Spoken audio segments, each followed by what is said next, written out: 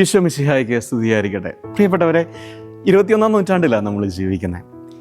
ഈ ഒരു നൂറ്റാണ്ടിൽ നമ്മുടെ ജീവിതത്തിൽ, നമ്മുടെ കുടുംബത്തിൽ, നമ്മുടെ സമൂഹത്തിൽ, നമ്മുടെ ജോലി മേഖലകളിലൊക്കെ ചിലപ്പോൾ ഉത്തരം കിട്ടാത്ത കുറേ പ്രശ്നങ്ങളൊക്കെ ഇങ്ങനെ കയറി വരുമ്പോൾ നമ്മൾ എന്താ ചെയ്യുക? നമുക്ക് ഏറ്റവും എളുപ്പം എന്ന് പറയുന്നത് യൂട്യൂബ് ചാനലുകളിലുള്ള പ്രശസ്തമായിട്ടുള്ള ടോക്കുകൾ തേടി പോവുക, അല്ലെന്നുണ്ടെങ്കിൽ കുറേ മോട്ടിവേഷണൽ സ്പീക്കേഴ്സിൻ്റെ പിന്നാലെ പോവുക, പേഴ്സണലൈസ്ഡ് ഐഡിയോളജീസും ടെക്നിക്സും ടാക്ടിക്സും ഒക്കെ പറഞ്ഞു വരുന്ന പ്രഭാഷണങ്ങൾ കേൾക്കുക, അല്ലാന്നുണ്ടെങ്കിൽ ഏറ്റവും പുതിയൊരു വില്ലനായിട്ട് വന്നിരിക്കുന്ന ChatGPT AI പ്ലാറ്റ്ഫോമുകളിലേക്ക് നമ്മുടെ പ്രശ്നം എന്താണോ എന്തെന്ന് ഇട്ടുകൊടുത്താൽ നമ്മുടെ ബാക്ക്ഗ്രൗണ്ട് പോലും അറിയാതെ ChatGPTക്കാരും മറ്റുള്ള AI പ്ലാറ്റ്ഫോമുകാരും ഒക്കെ നമുക്ക് ഉത്തരങ്ങൾ നൽകും.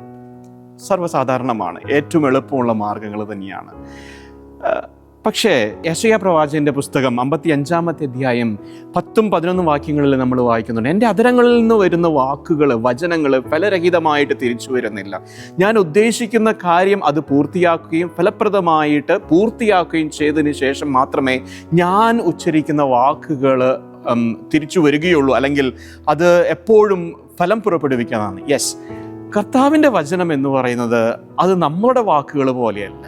കർത്താവിൻ്റെ വചനം അതെപ്പോഴും ഫലദായകമാണ്, സൗഖ്യം പ്രദാനം ചെയ്യുന്നതാണ്, വിടുതൽ പ്രദാനം ചെയ്യുന്നതാണ്.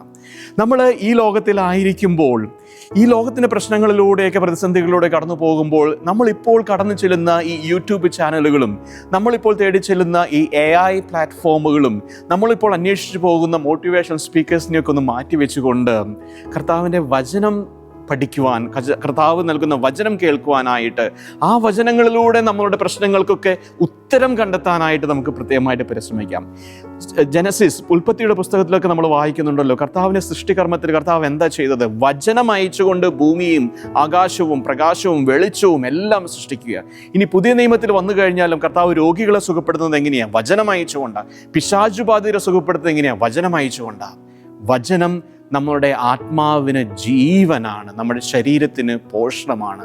The word of God is a spirit and life.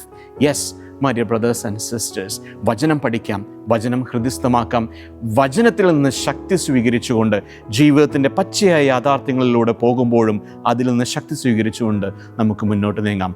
വചനം, പരിശുദ്ധ പിതാവ് ഫ്രാൻസിസ് പാപ്പ പറയുന്നു, ഒരു ദിവസത്തിൽ 2 മിനിറ്റെങ്കിലും വചനം പഠിക്കുവാനായിട്ട് നിങ്ങൾ മാറ്റിവെക്കണമെന്ന്. വചനബന്ധിതമായ, വചന കേന്ദ്രീകൃതമായ ഒരു ജീവിതം നമുക്ക് ഓരോരുത്തർക്കും ഉണ്ടാകട്ടെ. സർവശക്തനായ ദൈവം നമ്മെ ഓരോരുത്തരെയും സമൃദ്ധമായി അനുഗ്രഹിക്കട്ടെ. ആമേൻ.